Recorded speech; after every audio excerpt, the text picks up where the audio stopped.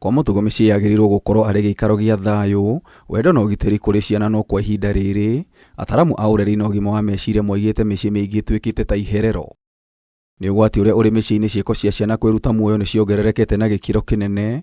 Mercy Mwende, mũtaramu wa ũgima wa meciria kuma Mindful Kenya, akĩhithũria ciana nyingĩ ciĩrutaga muoyo kuma mĩaka 12. That's the age group, and that is when now there is that's a transition age for most of those young persons. So they are transitioning from adolescence to teenhood.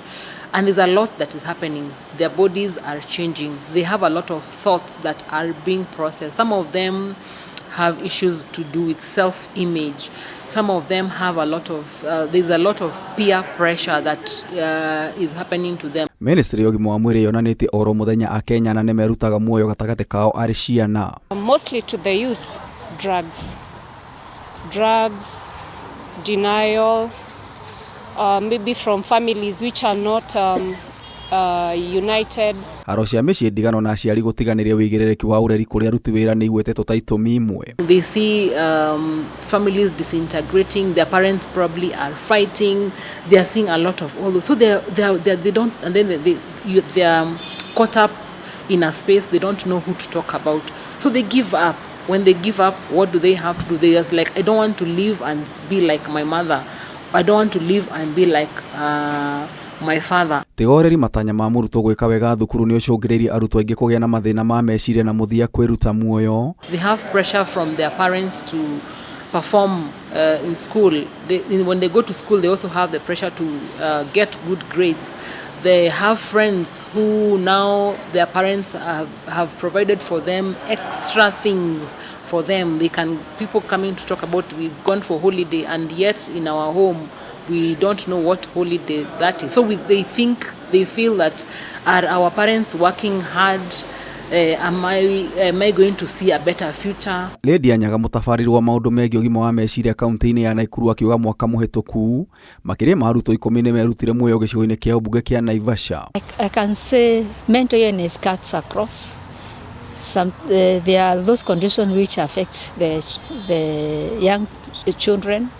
There are those conditions which affect the adolescents and the youth, and there are those conditions which affect the elderly. So it cuts across all age brackets, because the children, we call them neurodevelopmental disorders. They only affect children. Yes, when you come to the youth, on that, sometimes you can say they are more affected with the substance use than the other group. There are a lot of reported cases of suicide, attempted suicide and also suicide. Like we've just had today, there was a case about a lady who has tried suicide 7 times. And she was saying, yesterday was my 8th.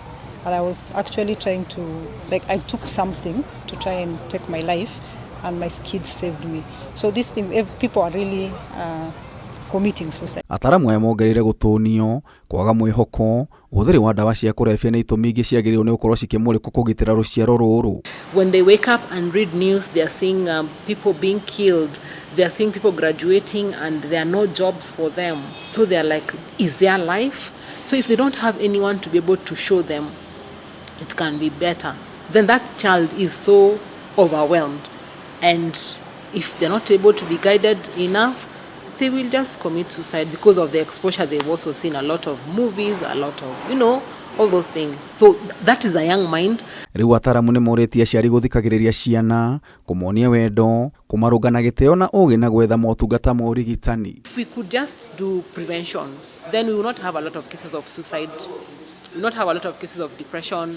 We will not have a lot of our children in high schools suffering anxiety to the level that they have to be given anxiety drugs and all those things, because we've worked on the prevention element. I believe first by enacting decriminalizing suicide, that was a plus in the government. We have the mental health bill. Currently we have the counseling and psychological board, which it regulates the psychologists and the counselors who are working in the mental health field. Kameme TV gĩkũhe ũhoro gĩtaũ wa Wanjikũ.